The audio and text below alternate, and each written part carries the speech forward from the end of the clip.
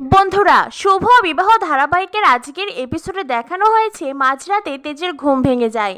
তেজ ঘুম থেকে উঠেই দেখতে পায় সুধা সোফায় নেই। তেজ মনে মনে ভাবতে থাকে, সুধা কোথায় গেলেন? এত রাতে উনি ঘরে ফেরেননি কেন? তবে কি উনি আবারও লুকিয়ে লুকিয়ে মিষ্টি বানাচ্ছেন?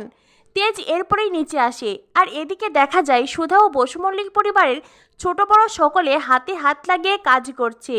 কাল যে ঠাম্মির জন্মদিন, তাই তো সুধা ঠাম্মির জন্মদিন উপলক্ষে বিশেষ একটা প্ল্যান করেছে, আর সেই প্ল্যান অনুযায়ী সকলেই কাজ করছে। এদিকে সুধা গান বলতে থাকে, আর সুধার গানে বসু মল্লিক পরিবারের সকলেই তাল দেয়।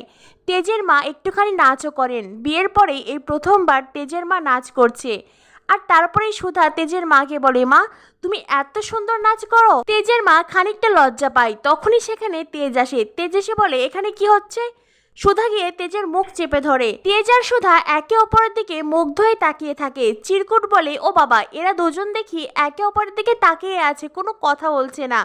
তখনই উপস্থিত সকালেই খানিকটা লজ্জা পায়। তেজের মা গলা ছাড়তেই তেজ আর সুধার যেন হুঁশ ফিরে আসে। তেজ তখন সুধাকে বলে, এতদিন আপনি আমাকে লুকিয়ে যা খুশি তাই করেছেন, আর এখন আবার পরিবারকেও সঙ্গে নিয়েছেন, তবে আমি এবার বাদ যাই কেন? তখনই সকালে হই হই করে ওঠে।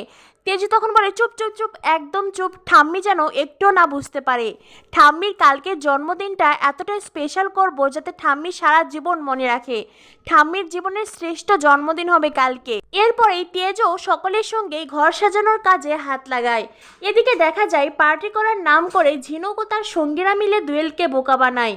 দোয়েল মদ খেয়ে মাতলামি শুরু করে, আর সেই সুযোগে ঝিনুক দোয়েলের মোবাইলটা নিয়ে নেয়। সুধার কথা অনুযায়ী দোয়েলের নাম্বার থেকে ফ্রন্টেকে মেসেজ করে ঝিনুক। এখন সুযোগ বুঝে কাতলার ফ্রন্টেকে ধরার পালা। তো বন্ধুরা, জমজমাট শুভ বিবাহ কি হতে চলেছে আগামী পর্বে? পরবর্তী আপডেট পেতে আমাদের সাথেই থাকো। ধন্যবাদ সবাইকে।